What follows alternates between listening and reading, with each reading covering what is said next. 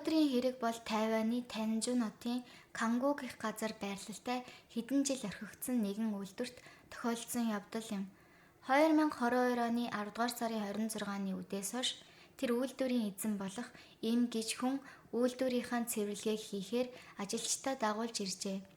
Учир нь үйлдвэрээ дахиж түрээслэх санаатай сайхан цэвэрлэж янзлбал хүмүүс үзэж сонирхоод орох магадлалтай. Ингээд хүмүүс цэвэрлэгээ хийж явахдаа нэг ажилчин нь үйлдвэрийн буланд байсан том мулбар шар өнгийн хуванцар цавыг олж харав.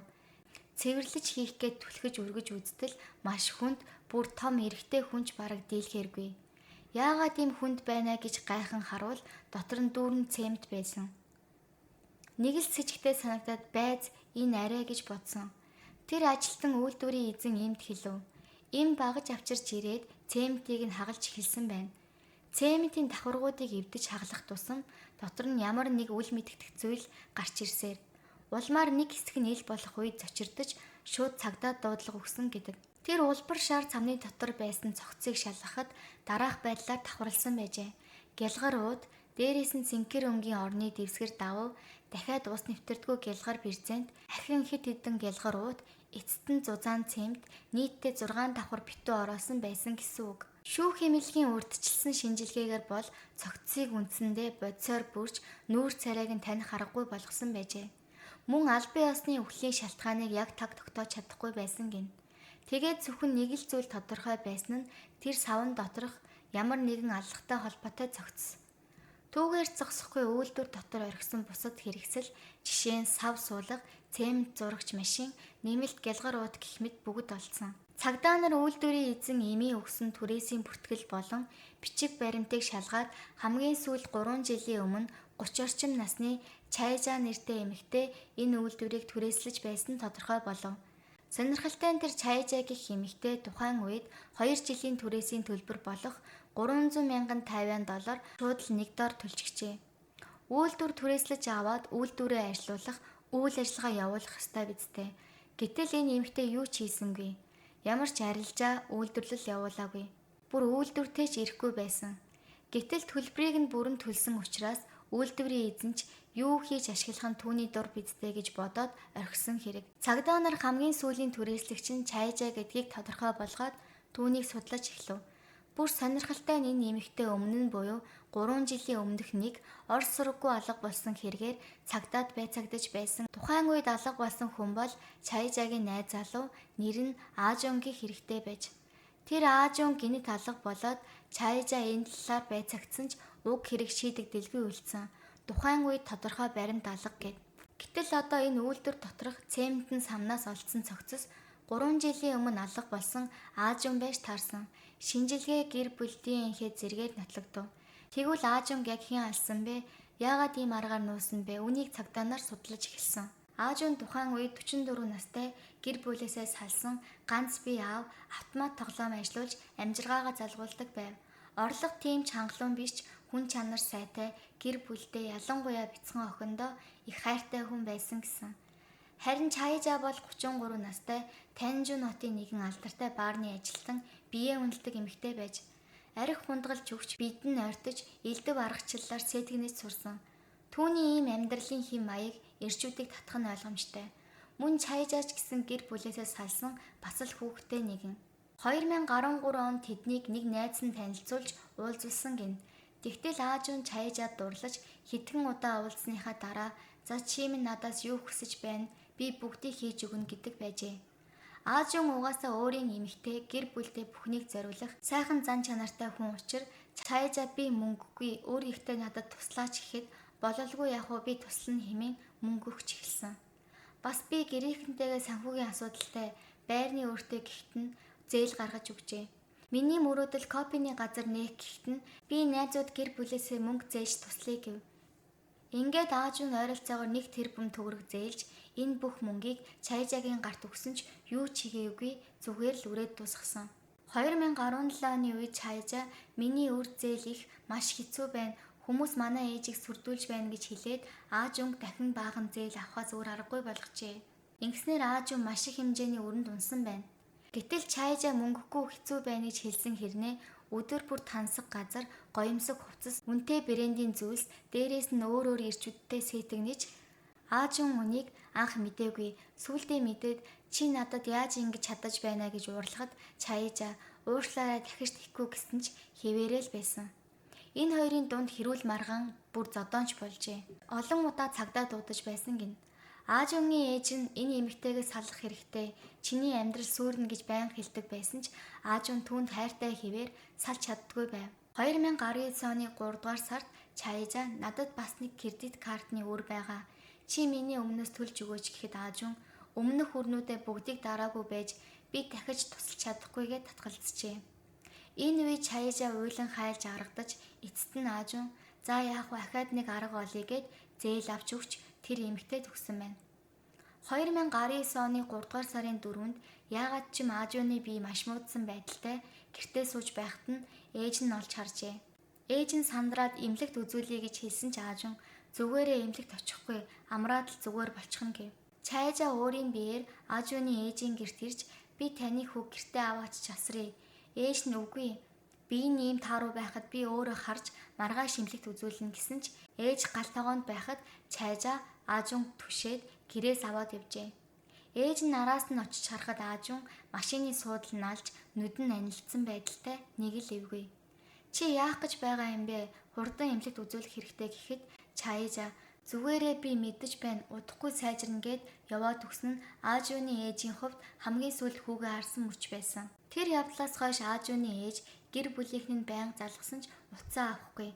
Гэтэл нэг 2 хоногийн дараа Чаежа гинэт видео дуудлага хийж Аажун унтаж байгааг харуулад танаа хүү зүгээр унтаж байна санаа буузав гэх маягтай. Ээж нь чи тэгвэл сэрээгээ дээруулчих миний санаа амарх гээд байна гэхэд Чаежа хурдан уцаа тасалсан. Тэр үед ээжид маш их сэжиг төрсөн. Тэгээд маргааш өглөө нь мөнгө хүлэгч нарт гэрт ирээд байгаа болохоор Аажун түр манаа найзын гэрт нуугдаж байгаа.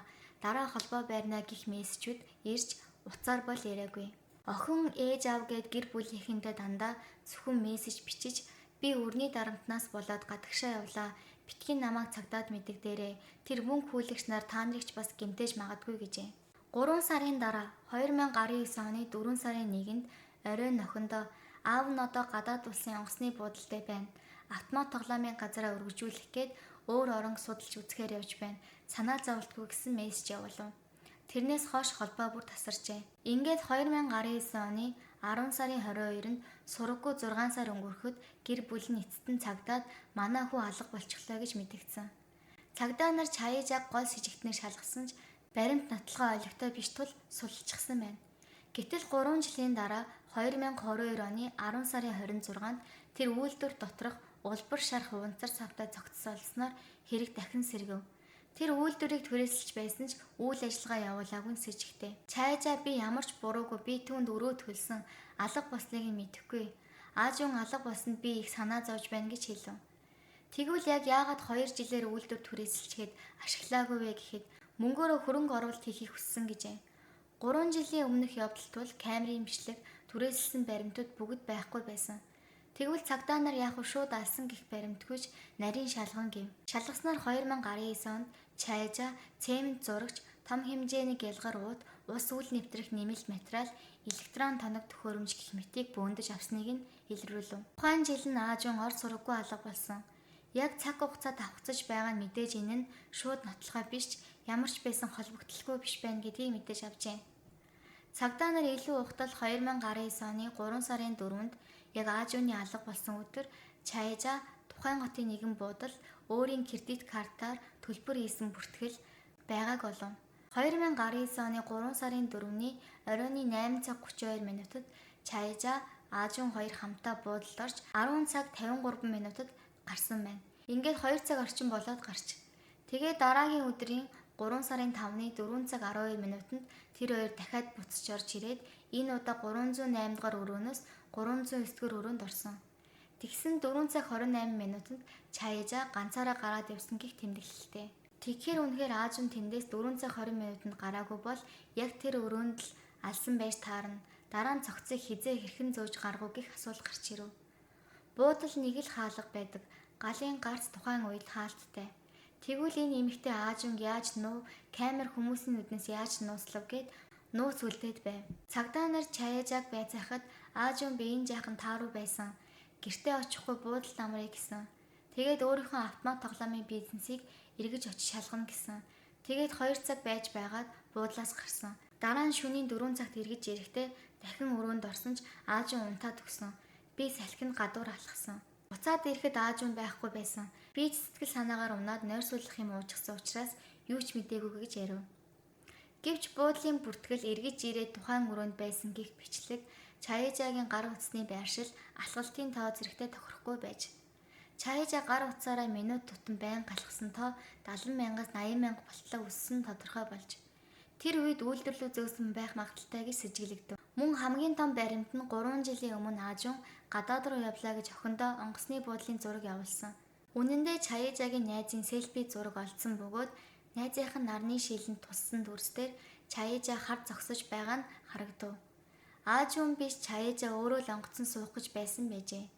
Аажунд бол гадаад пассвортч байхгүй, тухайн өдөр ямар ч онгоцон суусан мэдээлэл байгаагүй. Энэ нь Чаяжаа Аажунг алидын алжчихсан байсан. Гэхдээ гэр бүл охиндоо аав нь амьд гадагшаа явлаа гэх мэтээр худал мессеж зураг явуулж байсан гэх баригдшгүй том нотолгой боллоо. Зураг дээрх цаг минут байршлын мэдээлэл бүгд таарч байв. Мөн Аажун ахиж өөр нэхгүй бүхнийг цайруулна гэсэн баримт бичих хүртэл гарч ирсэн ч гарын өсгөн дуурайлган битсэн болох нь тогтоогдсон. Эцэст нь шүүх хурлаар Чаяжааг аллаг үйлдсэн гэж үзэн дараах ялаар шийдэгчээ. Хүн алсан хэрэгээр 18 жил, өгцөг нууж устгасан хэрэгээр 5 жил, бичиг баримт хуурамчаар үйлдсэн 2 жил, харилцаа холбооны тоног төхөөрөмжийг хууль бусаар ашигласан 3 жил, нийлээд 28 орчим жил, гэхдээ нийт 27 жил 6 сар гэж гарсан. Чаяжаа гомдол гаргасан ч дав заалдах шатны шүүх түүний гомдлыг хэрэгсэхгүй болгосон тул ялыг хүчинтэй үлдээжээ. Гэсэн ч Аажунг яг хэрхэн алсан, хаана алсан бэ? Бас нэмж хамсаатан байсан үг зэргийг яг таг тогтоож чадаагүй. Чаяжаа би ямар ч аллаг үйлдээгүй мэдэхгүй гэж тас гүрээсээр байсан тул магадгүй өөр хүн тусалсан уу? Яав түүнийг тодруулж чадаагүй. Тэрнээс гадна Чаяжаа өмнө нь Ван гэдэг залуутай уулзч байсан учраас тэр залуу нь 2 жилийн өмнө галж чатаж амиа алдсан байна. Бодвол Чаяжаа гинт үйлдэлээ тавтаж гэрчээ устгасан байж магадгүй. Ямартай ч энд нь тодорхой баталгаа байхгүй тул дахин шалгахад ч төвөгтэй нөхцөл байдал. Ийм л хэрэг болж эцсийн дүнд Чаяжаа 27 жил 6 сар хоригдохоор болсон.